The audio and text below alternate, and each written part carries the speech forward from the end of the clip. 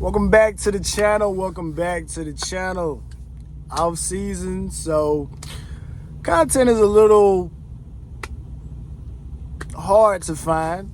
Especially like I said, I don't really get into the recruiting thing, the whole portal argument, lack thereof, or we're doing a great job.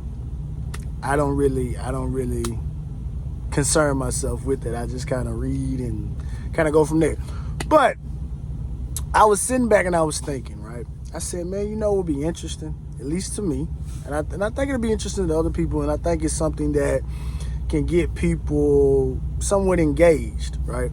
And I was thinking about, I said, hey, I want to put together a 7-on-7 team from 2003 to 2013, a decade, and 2013 to 2023. I'm going to do an offense, I'm going to do a defense from 03 to 13, as well as 13 to 23.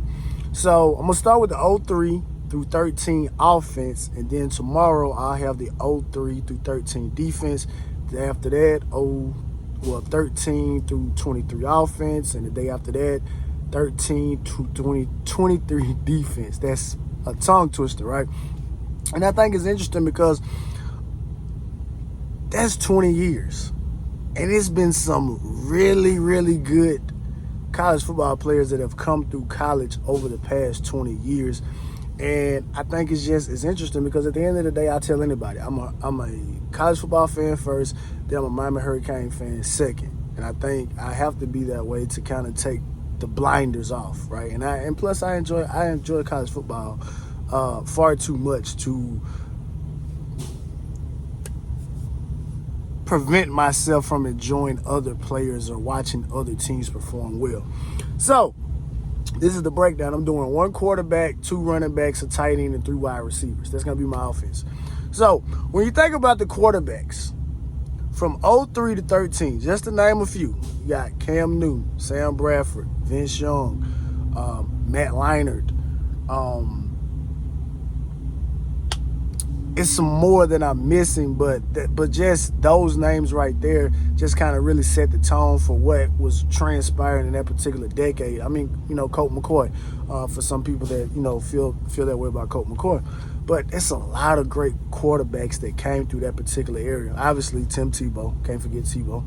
But we're talking 7-on-7. So, in my opinion, I think the most lethal, in my opinion, Sam Bradford. Now, before Joe Burrow came along and what he did in 2019, I think Sam Bradford had a very, very good 2008 season. Obviously, they ended up losing to the University of Florida National Championship game, but that offense was lethal. Sam Bradford was pinpoint accurate with the weapons that he had, so that's my quarterback. Now, running back, another position that gave us so much talent. C.J. Spiller, Darren McFadden, Reggie Bush, Lindale White, Adrian Peterson, again, just to name a few guys. But one of them is just a no-brainer. I'm taking Reggie Bush, right? What Reggie Bush was able to do at the University of Southern Cal. I know a lot of people geek out over that Tavon Austin highlight tape, but Reggie Bush has to be a close second. Some people may say Reggie Bush would be a first, right? But Reggie Bush. And I'm going Darren McFadden as my other running back. In my opinion, and I'm just basing this on, I seen Darren McFadden do it against tougher competition. I actually think they're 1A and 1B. I got Darren McFadden as 1A. And obviously, again, like I said, Adrian Peterson was there. It's a multitude of other backs that came through. Again, just when you think about the amount of players that played during that particular time, it's just an enormous amount of guys. But I have to go with Darren McFadden and Reggie Bush. And I personally think that Darren McFadden was a better running back in college than Reggie Bush. Not by much, but that's just my opinion, right? Wide receiver, Megatron. What more can you say? Obviously, the Georgia Tech offense did not put him in a position to really, really highlight his ability, but he was him, right? He was him. Initially, when I was going to put this out, the wide receiver I was going to go with Dwayne Jarrett, played for USC. But again, when you start thinking about this, said, man, and I was like, wait a minute, I can't pick Dwayne Jarrett over Calvin Johnson. Like, I can't do that. Next receiver, Ted Ginn Jr. Why is Ted Ginn Jr. on this list? Ted Ginn Jr. was my favorite college football player when I was in high school. I'm a Miami fan. True and true. But Ted Ginn was my guy. I had the little see-through binder.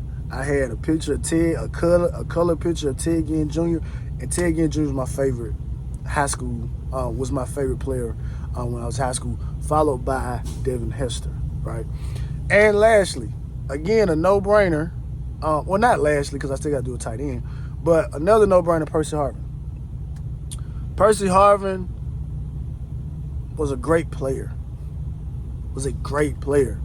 And I think, obviously, with him playing on the University of Florida team and Tim Tebow getting a lot of the shine, I do think people undervalue the explosiveness as well as the clutch playmaking ability that Percy Harvin had. Not taking anything away from Tim Tebow, but I actually felt like when Percy Harvin left to go to the league, I felt like that Florida offense took a step backwards. It was more put on Tebow to make plays. And Tebow made plays, but I really felt like that offense really, really went through Percy Harvin. And lastly, at tight end, Kellen Winslow Jr. Now, obviously, Kellen has had a lot of off-the-field issues that have transpired, but we're not here to divulge on what any of these players had going on off the field. We're just talking about from a collegiate standpoint from 2003 to 2013. This is the offense that I personally like. These are the skill guys that I like.